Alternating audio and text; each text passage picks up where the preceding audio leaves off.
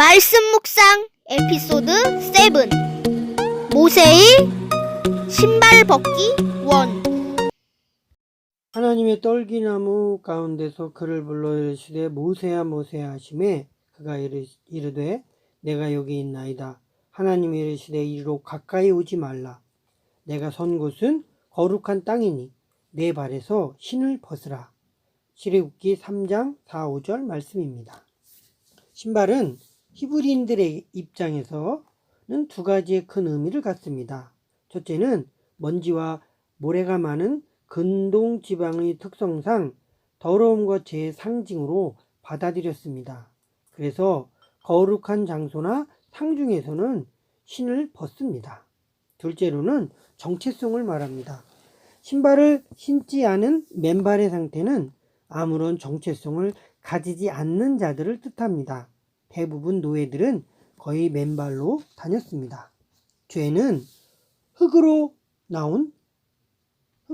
나온 습성들입니다.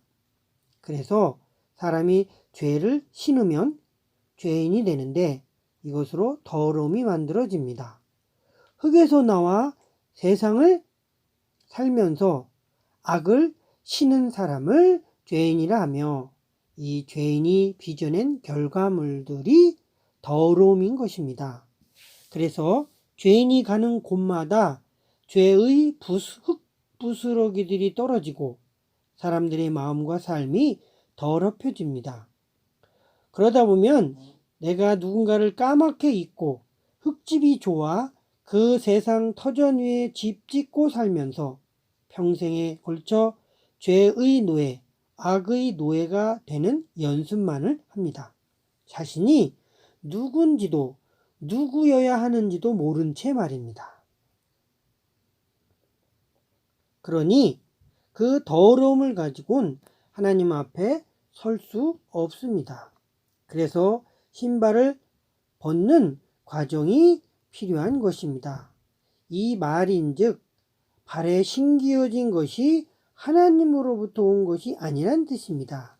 그러니 하나님 앞에 서기 전에 먼저 신기어진 것을 버려야 합니다. 이렇듯 죄인은 하나님의 선언을 들어야 흙을 흙으로 알고 죄인은 하나님의 진단을 들어야 자신이 누군가를 분명히 알며 죄인은 하나님의 명령을 들을 때 비로소 벗어야 할 것이 무엇인지를 인식하게 됩니다. 발에 신기어진 게 하나님이 주신 것이 아니었구나를 알게 되면 선택할 수 있어집니다. 여태까지 우리는 하나님이 신겨 주셨다 여기며 곡해하고 오해하고 살아왔습니다. 내가 집 짓고 산 곳이 천국이 아니라 애굽이었다는 것도 알게 됩니다. 내가 이렇게 계속 살다 보면 죽겠구나, 영원히 죽겠구나, 아주 죽겠구나 하는 마음의 눈도 뜨게 됩니다. 신발을 벗는다는 건 이렇게 땅만 보고 산 인생에 대한 회한을 갖게 해줍니다. 신발에 흙이 묻었고 더러운 게 묻었다는 걸 알아질 때 신발을 벗습니다. 누가 그 상태로 깨끗이 청소된 거실로 들어올 수 있겠습니까? 신을 벗고 하나님 앞에 선다는 건 섬기는 나라를 바꾼다는 의미입니다. 섬기는 주인도 바꾼다는 뜻입니다. 더러움이 충만한 세상에서 깨끗한 하나님의 나라로 이사한다는 결단입니다.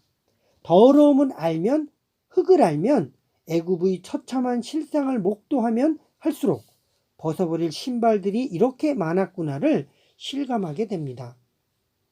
실감하셔야 합니다. 그것이 좋아 보이고 그 더러움이 묻어난 삶이 고와 보이면 정상이 아닙니다. 따지고 보면 세상으로부터 오는 건 죄의 오물들과 더러움의 부스러기들 뿐입니다. 가까이 하면 묻어오기 마련입니다. 가르쳐주지 않아도 알게 되는 것입니다. 불륜이 간통죄를 폐지할 만큼 단수가 세져도 그건 죄입니다. 불륜으로 파괴될 아이들의 눈물을 보셨나요?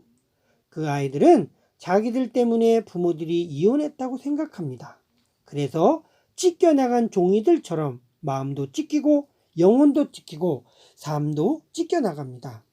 동성애가 선천적이며 그래서 인권적 보호 테두리 안에 두어야 한다고 목소리를 높여도 성경은 죄로 규정합니다. 성경을 다 없애야 비로소 동성애가 인정되는데 정말 성경을 없앨 자신이 있으십니까? 스탈린이 그러다 자신이 먼저 죽었고 로마의 10대 박해 황제들이 기독교를 말살하려다 자신이 먼저 왕자의 자리에서 내려왔습니다. 진리는 결코 비진리를 공격하지 않습니다. 진리는 그냥 서서 가르칠 뿐입니다. 그 신발은 병든 신발이라고요. 두 가지의 단적인 예를 들었지만 세상에는 벗어서 깨끗하게 해야 할 얼마나 많은 신발들이 있는지 모릅니다. 그러니 바로 보셔야 합니다. 내가 무슨 신발을 신고 살았는지, 그 신발을 가지고 어떤 일들을 행했는지, 어디로 갔으며 무엇을 보았고 누구를 만났으며 어떤 마음의 중심으로 삶의 행적들을 남겼는지 잘 따져보셔야 합니다. 사람에겐 그 행적을 숨길 수는 있지만 하나님에게는 지어지는 법도 숨겨지는 법도 없습니다. 그분에게는 그분만의 독특한 기록법이 있습니다. 그 행위의 책에다 모두 다 낱낱이 빠짐없이 기록하십니다. 숨은 동기까지, 그때 품은 마음의 숨소리까지 말입니다. 그러니 가급적 삶의 신발을 빨래방에 맡기는 것보단 하나님께 맡기는 것이 훨씬 낫습니다. 하나님은 이에 대한 최고의 스승이시며 최고의 전문가이십니다. 우리는 신발에 주목하지만 하나님은 신발을 신은 그 사람에 주목하십니다. 우리는 어떤 신발을 신었는지가 중요하지만 하나님께는 그 신발로 어떤 삶을 살았는지를 더 중요하게 보십니다. 모세는 하나님 앞에 섰습니다.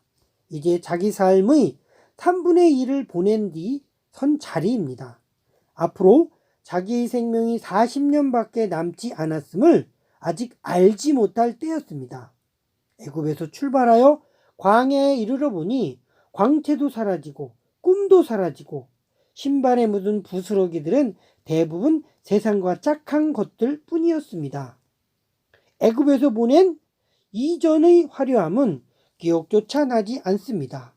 이제 남은 건 가도 가도 끝이 없는 황량한 광야뿐입니다. 40년을 애굽에서 보냈고 40년을 광야에서 보낸 인생 결론이 이와 같습니다. 살아보니 아는 것입니다. 그래서 살아본 분들의 이야기가 피가 되고 살이 되고 뒤따라오는 이들에게 길이 됩니다. 인공지능과 4차 혁명을 말하지만 인생은 그것으로 벗어낼 수 없는 굴곡이 있습니다.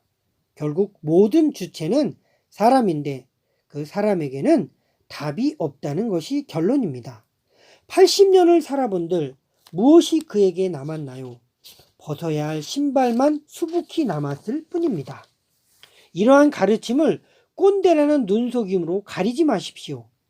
그러는 사이에 당신의 젊음도 녹이 슬고 빛이 발해갑니다. 인생은 하나님 앞에 서는 시간을 위해 준비되는 에스컬레이터와 같습니다. 아무도 늙음을 막을 수 없습니다. 아무도 하나님 앞에 서는 걸 늦출 수 없습니다. 되돌릴 수도 없습니다. 모두가 시간에 저당 잡힌 채 끌려가듯 가보다 보면 어느새 하나님 앞일 것입니다. 그러고 보면 늙음이, 낡아짐이, 쇠약해짐이 저주가 아닙니다. 오히려 지름길입니다. 하나님 앞에 설 삶의 여백을 만들어주니 말입니다. 신고자 하는 신발이 얼마나 되십니까? 많으십니까? 40의 나이를 부록이라 하는데 유혹에 더 흔들리는 40대를 봅니다. 50의 나이를 지천명이라 하는데 하늘의 명을 들은 철든 50대들이 적어 보입니다. 60대의 나이를 이순이라 하는데 하나님 앞에 순종하며 산 적이 없으면 오히려 더 강팍해지는 모습들을 만나게 됩니다. 70대의 나이를 종심이라 하는데 그 마음 하나 붙잡을 여력이 없는데 나이를 먹으면 먹을수록 자기 마음이 종된 할배, 할매들을 뵀습니다. 인생은 살아도 마음을 곱치지 못하면 소용없다는 뜻입니다. 모세의 80년, 살아온 그 세월에 관심을 좀 가졌으면 합니다.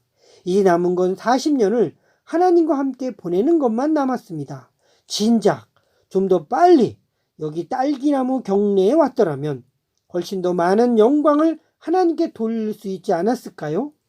신발을 벗기 전 모세가 스스로에게 던진 푸념입니다. 아직도 신고 싶은 신발이 더 있으십니까?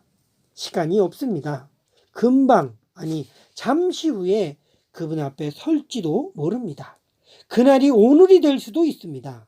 그러므로 자신을 하나님 앞에 세우고 벗을 신발들을 정리해보며 삶을 죽음으로 맞는 것이 아니라 죽음을 삶으로 맞는 사람들이 지혜롭습니다.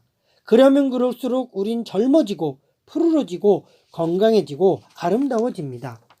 오늘은 내가 누군지를 곰곰이 따져보았으면 합니다. 내가 어떻게 살아왔는지도 살펴보았으면 합니다. 과연 하나님 앞에 서면 나는 무엇만 지닌 채로 설 수 있을까요? 죽음이 순간을 말하는 것이 아닙니다. 모세에게 남겨진 앞으로의 40년을 더 잘 살아내기 위함입니다. 나에게 남겨진 삶을 더 잘 살아보기 위함입니다. 신발을 벗는 모세에게서 비로소 보여지는 게 있습니다. 자유입니다. 평안입니다. 더 잘 살아보고자 애썼지만 욕심일 때가 많습니다. 그러다 보니 실수도 많이 하고 사람들에게 상처도 많이 주었습니다. 그러나 이제 신발을 벗고 보니 세상이 달라 보였습니다. 내가 변하고 보니 죽일 것 같이 달려들던 세상이 친구로 변했습니다. 이젠 안돼도 불안하지 않으며 칠흑 같은 어둠 속에도 두려워할 필요가 없어졌습니다. 내가 주님 앞에 서 있기 때문입니다. 이 사실이 얼마나 큰 의미를 주는지 몰라 그동안 신발만 움켜쥔 채 방향도 모르고 지도도 없이 정신없이 뛰기만 했습니다. 그래야 잘 사는 것인 줄 알았습니다.